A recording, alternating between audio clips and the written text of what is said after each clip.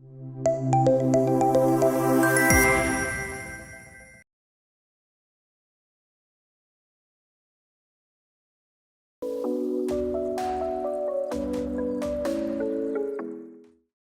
hello friends. We have a very senior leader from the education sector, Professor Mrs.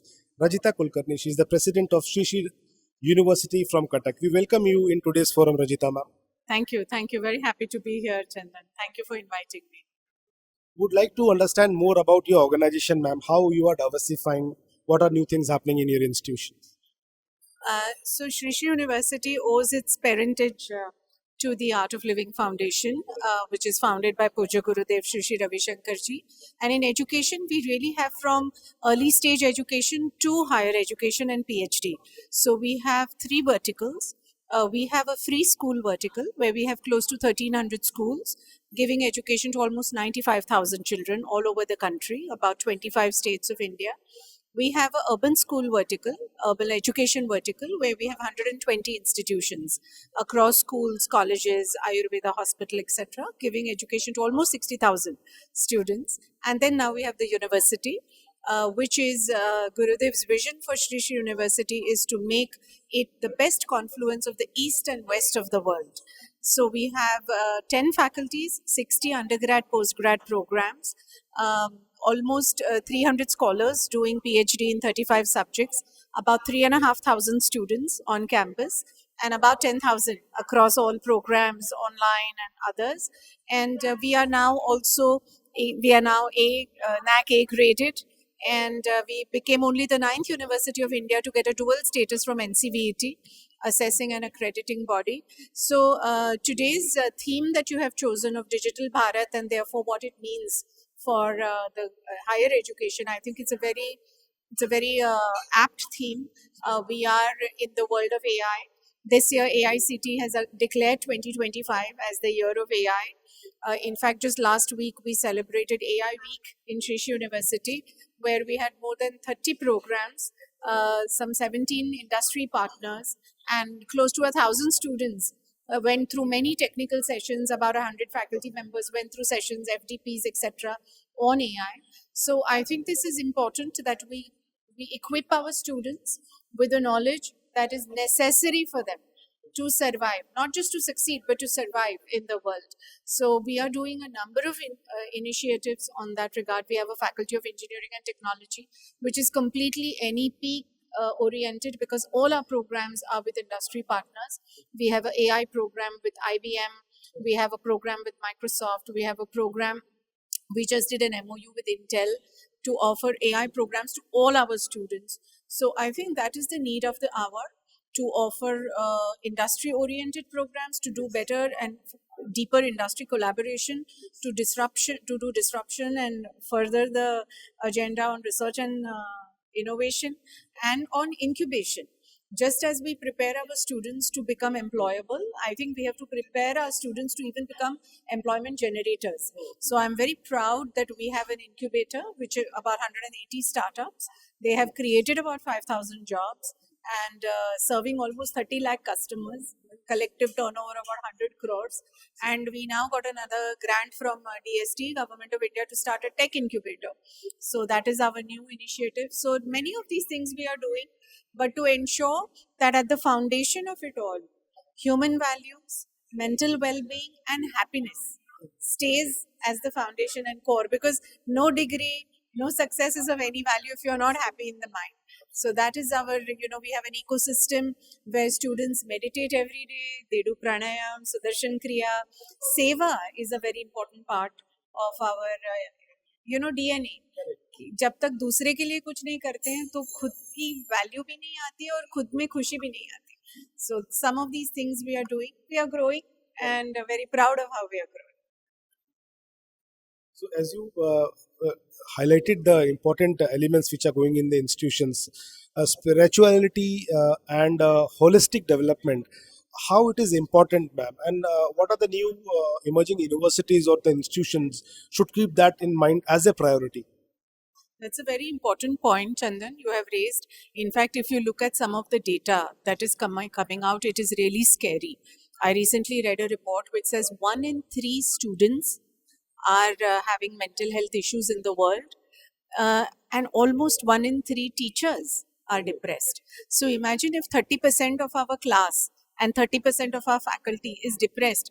What will the depressed teacher teach a student, and what will that student learn? So mental well-being is vital. Our focus on that is vital, and I'm very happy in India that AICT has actually mandated the Art of Living program as a part of the induction. Most of the IITs, NITs, triple ITs, so many of the IIMs, all the students are doing the programs. In fact, I was at the QS Institute yesterday, QS conference yesterday. There were about 500 chancellors, vice chancellors from around the world, and I was so delighted to know, Chandan, I was on a panel, and on that panel, out of the 5 of us, 4 of our institutions were doing the Art of Living programs. So I am very happy that this is becoming a important priority for all. In fact, our Art of Living program is offered as a 4 credit program in 140 universities in the US alone, whether it's Stanford, USC, UC Berkeley, so many of them, Yale. So I think recognizing that our students' well-being is first and foremost above everything else is, I think, critical. It's our, I always say it's our dharma as educators, as education leaders.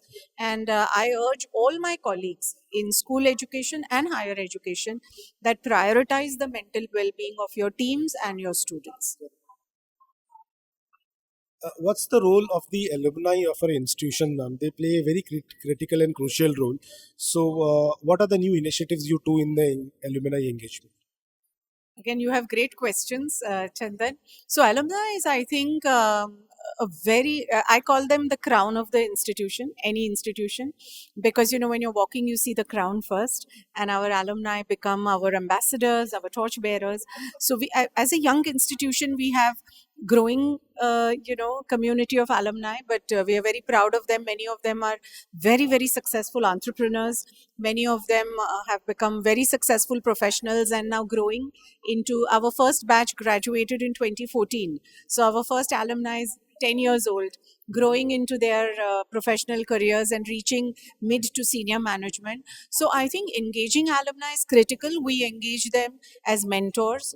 They regularly, in a structured way, especially in our Faculty of Management Studies, which is our one of the older faculties, where we have more alumni. So engaging them in osteopathy, which we are the first university in Asia to teach osteopathy, the medical form of osteopathy. Our alumni are critical because they have now set up their own practices, and they become clinics where our current students can go and intern. So that way we are engaging the alumni. And I'm very happy that our alumni always treat us like their first home. जैसे ladies के लिए मैका होता है, तो हमारे alumni के लिए हमारा वैसे ही है, and they come regularly. They are always a part of any of our big events, our convocations. And, I think as we grow bigger and bigger and the alumni community grows bigger, I think our engagement will deepen. Best wishes, ma'am. Many institutions are following your institutions and your pathways as an ideal way to work across. And from remote to an urban sector, the way you are engaging yourself, it's really inspiring, I must say.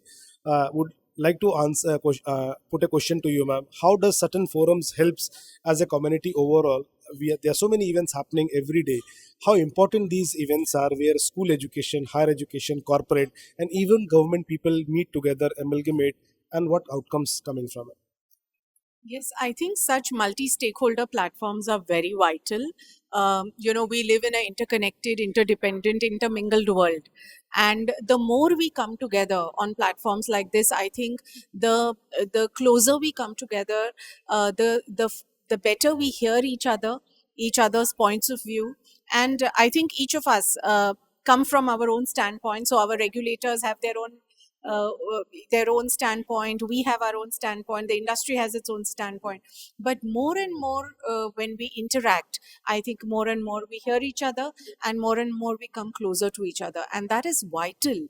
See, if we want to make India a Vishwaguru in education, we have a lot of catching up to do. Right, we are only 75 years old as a country after independence, but we have very big very big dreams. And I think the closer we come together, the faster it will be for us to achieve these dreams. And a last question to you, ma'am. I'm proud to say that we recently celebrated our 3rd years of existence, with 3rd anniversary. Any message or guidelines you would like to share with Ardacom Media Group?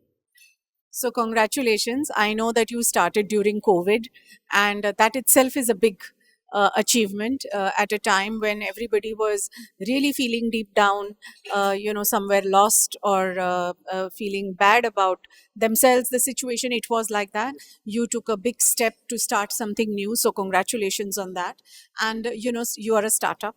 Having a startup, starting a startup is not an easy job. So I would like to congratulate you for first doing it, because first action is important. You keep thinking and you go into analysis paralysis, then nothing happens. But you have started, so you've already done 50% of what had to be done. You have a young team, you have a very empowered and an inspired team. So continue. You are adding value to the field of education and other fields that you are working on. So I think you will always have a place if you continue to add value, if you continue to provide platforms. You will continue to only grow, and that is what I wish for you. One small suggestion: include, for especially the education programs platforms, include students, create panels with students, get students in the hall, because we are discussing everything for them. And if they are not in the hall to listen to it, then I mean, it's better if they are in the hall to listen to it. So involve students. It'll add some joy, more joy to the gatherings also. So wish you really very best. And I'm happy today it turned out I was in Mumbai and I could join your event. And thank you for. And I hear that you're coming to Bhubaneswar, so I would love to invite you to our campus. While you are there, come and see our campus, how beautiful it is, from a barren land of couple of 100 acres with only 2 trees. We are today a top 200 green campus of the world. So come and enjoy that, and we would love to welcome you. All the very best to you and your team. It was pleasure having you at this forum, ma'am. Thank you so much.